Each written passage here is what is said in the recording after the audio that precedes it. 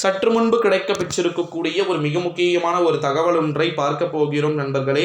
தகவலை பார்ப்பதற்கு முன்பு ஓபிஎஸ்க்கு கிடைத்த மத்திய அமைச்சர் பதவி அதிரடியான ஒரு தகவல் ஒன்று வெளியாகி இருக்கிறது.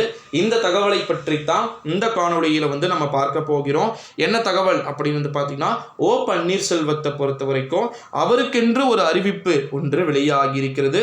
குறிப்பா பார்த்தீங்கன்னா மத்திய அமைச்சர் பதவி அப்படின்றது எப்போ கொடுப்பாங்க அப்படின்னு சொல்லிட்டு தகவல்கள் வெளியாகியிருக்கு. குறிப்பாக பார்த்தீங்கன்னா ஓ பன்னீர்செல்வம் அரசியல் ரீதியாக ரொம்ப மிக முக்கியமான ஒரு நபராக பார்த்தீங்கன்னா இருக்கிறார். உங்களுக்கே தெரியும் அப்படின்னு நினைக்கிறேன். அப்பேற்பட்ட ஒரு நபருக்கு மத்திய அமைச்சர் பதவி அப்படின்றது கொடுக்கறதுன்றது சாதாரணமான விஷயம் கிடையாது. ஓபிஎஸ்க்கு நிச்சயமாக நிறைய விதமான சாதகமான விஷயங்கள் நிறைய இருக்கிறத நம்மளால் பார்க்க முடிகிறது நண்பர்களே.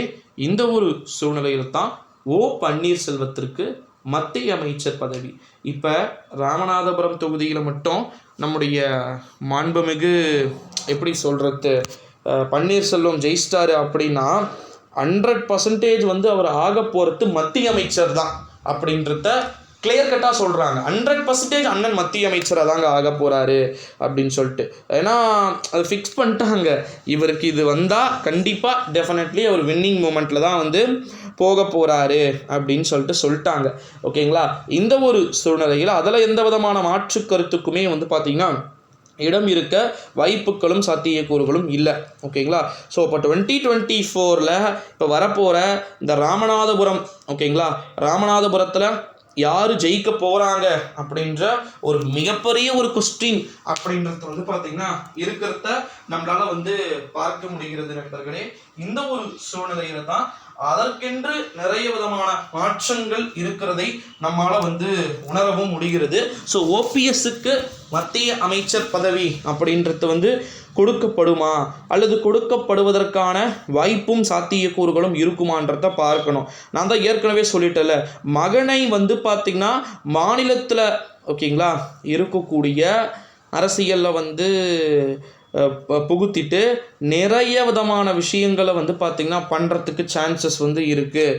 அதாவது ஓபி ரவீந்திரநாத்தை ஸ்டேட்டில் விட்டுட்டு, ஏன்னா அவர் வளரக்கூடிய தலைவர் இப்போ தான் 40-45 கிட்ட தான் ஆகுது. ஸோ அவரெல்லாம் இன்னும் வளரணும். ஓகேங்களா. ஸ்டேட்டில் அவருக்கு இம்பார்ட்டண்ட் இருக்கட்டும். ஓகேங்களா.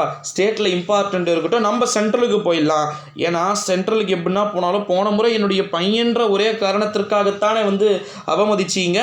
இந்த முறை நானே நிற்கிறேன், என்னை எந்த நாய் என்ன பண்ணுதுன்னு நம்ம பார்க்குறோம் அப்படின்னு சொல்லிட்டு ரொம்பவே கொஞ்சம் கோபத்தின் பிடியிலும் அண்ணன் அவர்கள் இருப்பதா தகவல்கள் என்பது வெளியாகி இருக்கிறதையும் நம்மால் பார்க்க முடிகிறது நண்பர்களே.